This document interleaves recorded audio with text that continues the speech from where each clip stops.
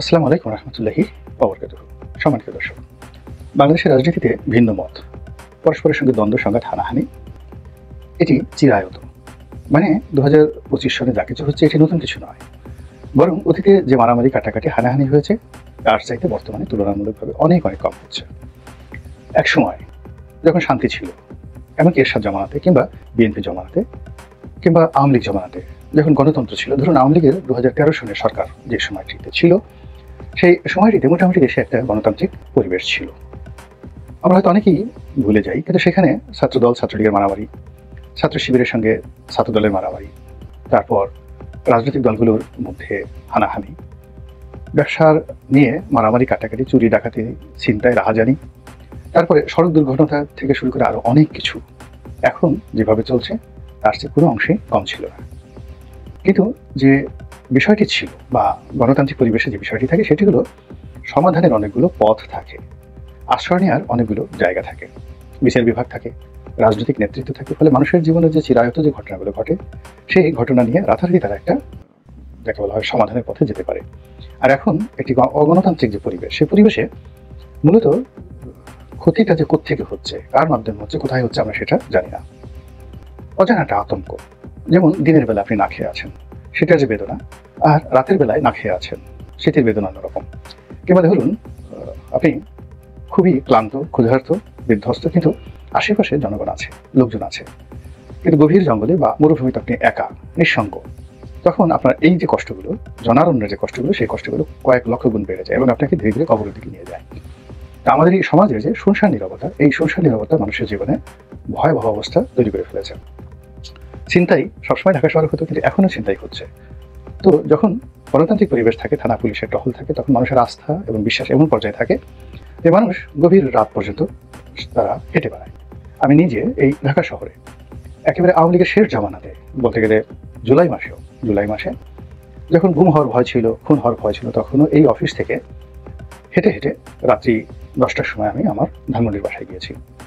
Office থেকে বের হয়ে হাইকোর্টের সামনে দিয়ে, তারপর ইঞ্জিনিয়ারিং ইনস্টিটিউটের সামনে দিয়ে শাহবাগ দিয়ে এলিফ্যান্ট রোড, এবং এলিফ্যান্ট রোড দিয়ে সায়েন্স ল্যাবরেটরি হয়ে ঢাকা কলেজ, এবং ঢাকা কলেজের গুলির ভিতর দিয়ে ঢুকে তারপরে আমার বাসা। তো রাতে 10টার সময় যে একা একা গিয়েছি, আমার হাতে একটা ঘড়ি থাকতো, দুটো মোবাইল সবসময় থাকতো, হাতে একটা ব্যাগ থাকতো, একটা ছোটো ল্যাপটপ, আইপ্যাড থাকে। তো এই জিনিসগুলো যে কোনো মানুষ যদি চুরি চামারি করতে চায়, চিন্তাই করতে চায়, তার জন্য এটা কোনো বিষয় ছিল না। কিন্তু আমার মনে কোনো আতঙ্ক কাজ করেনি। কিন্তু এখন মূল ব্যাপার হলো যে আমি দিনের বেলায়ও একাকী কোনো নির্জন রাস্তায় হাঁটাচলা করা নিরাপদ মনে করি না। এই যে আমার যে মনস্তাত্ত্বিক অবস্থা, এটি অন্যান্য মানুষের জীবনে কিন্তু আরো বেশি, অনেক অনেক বেশি। দ্বিতীয়ত, একটা সময় থানা, পুলিশ, প্রশাসন এদেরকে রাস্তায় আমরা যেভাবে অ্যাক্টিভ দেখতাম বা তাদের কাছে সহযোগিতা পাওয়া, সেটা যতটা সহজ ছিল, এখন কেন জানি মনে হচ্ছে যে তারা কেউ কারো অনুগত নন। আপনি পুলিশকে একটা টেলিফোন করাবেন, ওসি সাহেব এসপি সাহেবের কথা শুনবেন, এসপি সাহেব এমপি সাহেবের কথা শুনবেন, ডিসি সাহেব সচিবের কথা শুনবেন, সচিব মন্ত্রীর কথা শুনবেন। এরকম একটা চেইন অফ কমান্ড এখন না থাকার কারণে সরকারি অফিসগুলোর সাথে মানুষের যে অ্যাডাপশন এবং সংযোগ, সেগুলো নষ্ট হয়ে গেছে। আর এ সকল নষ্ট হয়ে যাওয়ার কারণে মানুষ প্রতিটি মুহূর্তে নিঃসঙ্গতা বোধ করছে, আতঙ্ক অনুভব করছে। এবং বড় বড় মানুষ, ধরুন একজন পুলিশের আইজি, একজন সেনাবাহিনীর প্রধান, কিংবা একজন মন্ত্রী, একজন এমপি, যারা এই দেশটিকে 10 বছর 20 বছর ধরে চালিয়েছেন বিভিন্ন পর্যায় থেকে, এই সময়টিতে এসে সব দলেরই, বিএনপি, জামাত, আওয়ামী লীগ থেকে শুরু করে জাতীয় পার্টি, সব দলের মধ্যেই একটা হই হই রই রই অবস্থা, না ঠিক একটা হাহাকার। এটা কি হলো, এখন কি হবে, অমুকে তো পালালো, আমার কি পালানোর সময় হয়েছে, ইত্যাদি আরো অনেক কিছু।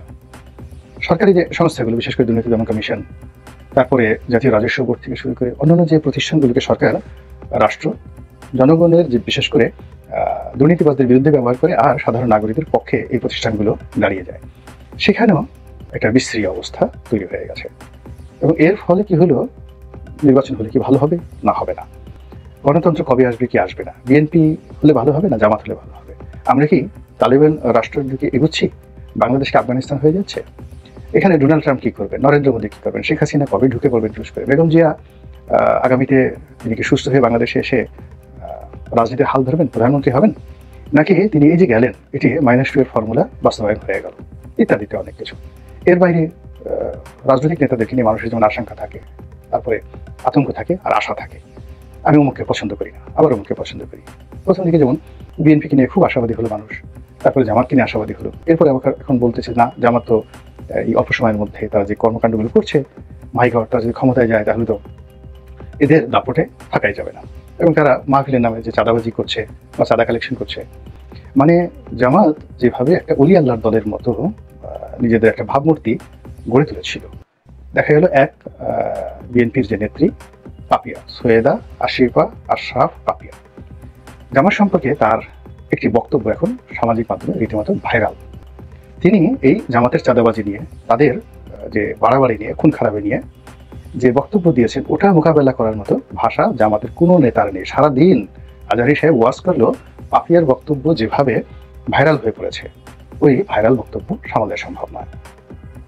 কিংবা ধরুন প্রবাসী সাংবাদিক সেই শাহেদ আলম, তিনি প্রতিদিন ফেসবুকে জামাত সম্পর্কে যে সকল বক্তব্য দিচ্ছেন, লেখা লিখছেন বা ডকুমেন্ট তিনি দিচ্ছেন, জামাতের চাঁদাবাজি, জামাতের কর্মকাণ্ড, এতে করে জামাতের যে ইমেজ মারাত্মকভাবে কিন্তু ড্যামেজ হয়ে যাচ্ছে।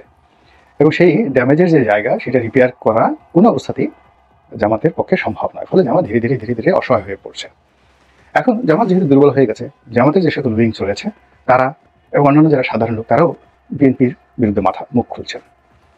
জনপ্রিয় যারা ইউটিউবার রয়েছেন, যাদের কোটি কোটি ভিউ রয়েছে, কোটি কোটি ভিউ রয়েছে, পিনাকির মতো মানুষ, তো তারা প্রথমে অপ্রকাশ্যে, এখন প্রকাশ্যে যে সকল প্রশ্ন বিএনপি সম্পর্কে সামনে তুলে ধরছেন এবং যে সকল কথাবার্তা বলছেন, এতে করে ভীষণ রকম একটা বিভক্তি, রাজনীতির অঙ্গনে একটা বিভক্তি তৈরি হয়েছে এবং বিএনপির জন্য বোঝা হয়ে পড়েছে। এরপর অন্যান্য যারা আছেন তারাও এক সময় বিএনপিকে সাপোর্ট করতেন, কিন্তু তারা এখন বিএনপিকে সাপোর্ট করছেন না, দেশের ভিতরে এবং বাইরে। আর বেশ কয়েকজন আওয়ামী বুদ্ধিজীবী, আওয়ামী ইউটিউবার, আওয়ামী বক্তা, তারপরে জামাতি বক্তা, তারা এমন সব বিএনপি সম্পর্কে প্রশ্ন সামনে নিয়ে এসেছেন, যেই প্রশ্নগুলোর জবাব দিতে গেলেও বিপদ, আর জবাব না দিলেও বিপদ। যেমন বিএনপির দুর্নীতি নিয়ে, বিএনপির যাকে বলা হয় যে কোনো একটা বক্তব্য নিয়ে বিএনপি বলছে কিংস পার্টি করা যাবে না। এখন তারা বলছে জামাতের যারা লোকজন রয়েছেন ইউটিউবে, যে বিএনপি তো একটা কিংস পার্টি, তারা তো ক্ষমতায় থেকে দল গঠন করেছে। তারপরে তারা বলার চেষ্টা করেছে যে এই যে বিপ্লবের যারা লোকজন রয়েছে, এরা কোনো অবস্থাতে বিএনপির হাতে নিরাপদ না। অর্থাৎ কর্নেল তাহেরকে যেভাবে ফাঁসিতে ঝুলানো হয়েছিল এবং বিপ্লবকে প্রেসিডেন্ট জিয়াউর রহমান ওন করেছিলেন, অথচ তাদের বক্তব্য অনুযায়ী এই বিপ্লবের সঙ্গে, এমনকি 15ই আগস্টের কোনো ঘটনার সঙ্গে অথবা পরবর্তী কর্নেল তাহেরের যে বিপ্লব, সিপাহী জনতার বিপ্লবের সঙ্গে জিয়াউর রহমানের কোনো রকম অংশগ্রহণ ছিল না, তিনি কারাবন্দী ছিলেন বা গৃহবন্দী ছিলেন। তো সেই অবস্থায় তিনি জীবনের ঝুঁকিতে ছিলেন, সাধারণ জনতা তাকে জাস্ট উঠিয়ে এনে নেতা বানিয়ে দিয়েছে এবং তিনি যখনই ক্ষমতা হাতে পেয়েছেন সঙ্গে সঙ্গে বিপ্লবীদের বিরুদ্ধে তিনি অবস্থান নিয়েছেন। একইভাবে 15ই আগস্টের মেজর ডালিম বলেন, অন্যান্য যে সমস্ত লোকজন বলেন, তারাও এই সময়টিতে বিএনপির বিরুদ্ধে উঠে পড়ে লেগেছেন। সবাই বিএনপির বিরুদ্ধে কথাবার্তা বলছেন এবং এই কথাবার্তার জবাব দেওয়া, বার্গেনিং করা সম্ভব নয় এবং উচিত হবে না।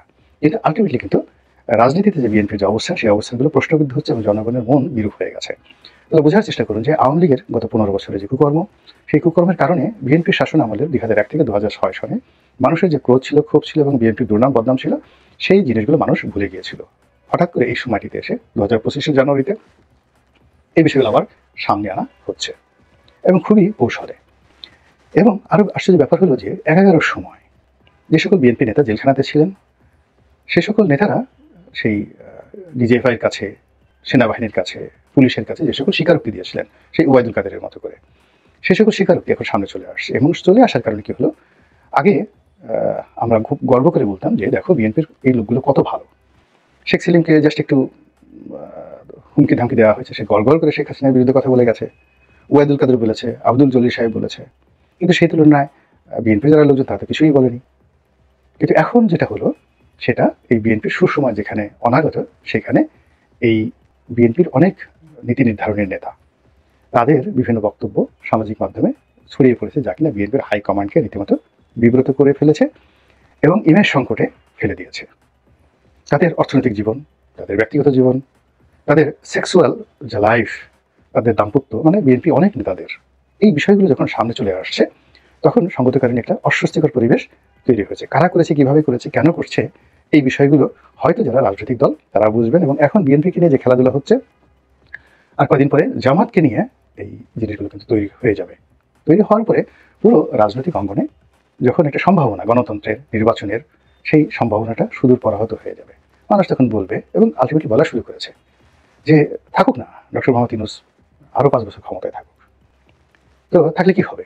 যারা এই ক্ষমতার লোভে লালায়িত, ক্ষমতার তৃষ্ণায় যারা পিপাসার্ত, ক্ষমতা লাভের জন্য যারা ক্ষুধার্ত, তারা উন্মাদ হয়ে যাবে, পাগল হয়ে যাবে, সাধারণ জনতার কিছুই হবে না।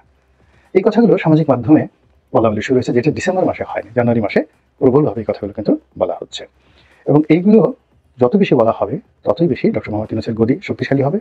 সামরিক শাসন বলেন, 111-এর সেনা সমর্থিত শাসন বলেন, আমলাতান্ত্রিক শাসন বলেন, কিংবা দীর্ঘমেয়াদে ডক্টর মোহাম্মদ ইউনূসের টিকে থাকা বলেন, অথবা দেশের যত ক্ষয়ক্ষতি বলেন, সেটা ঘটুক না, কিন্তু পাবলিক যেটা হচ্ছে সেটা হলো পাবলিক সরাসরি নিজে ব্যক্তিগতভাবে ক্ষতিগ্রস্ত না হওয়া পর্যন্ত পাবলিক কিন্তু জনপ্রিয় বিষয়ের সঙ্গে রেসপন্ড করে। অর্থাৎ যে সকল গুজব হয়, তারপরে যে সকল তামাশা হয়, যে সকল অনার সৃষ্টি হয়, পাবলিক কিন্তু এগুলো খুব এনজয় করে। এই যে ছাত্ররা মারামারি করছে, যারা সরাসরি এর দ্বারা ক্ষতিগ্রস্ত হচ্ছেন, ধরেন আপনি ওই এলাকাতে যেতে পারছেন না, কিংবা আপনার দোকান বন্ধ বা আপনার একটা ক্ষতি হলো, একমাত্র আপনি কান্নাকাটি করবেন, বাকি হাজার হাজার মানুষ তারা কিন্তু দাঁড়িয়ে দাঁড়িয়ে তামাশা দেখবে এবং বলবে ভালোই হচ্ছে, এটা মারামারি দেখতে ভালোই লাগে, এটা শরীরকে বেশ উত্তেজন সৃষ্টি করে, আবার কবে হবে মারামারি, কবে হবে। এবং গ্রাম অঞ্চলে আমরা ছোটকালে দেখেছি যে দুই পরিবারের মধ্যে ঝগড়া লাগতো বা দুই গ্রামের মধ্যে ঝগড়া লাগতো, ছোট ছোট শিশুরা এই ঝগড়া যেন দীর্ঘমেয়াদে থাকে, তারা গিয়ে সিকা নাড়তো। তাদের মধ্যে একটা প্রচলিত ধারণা ছিল যে সিকা নাড়ানো হলে ঝগড়া বন্ধ হয় না।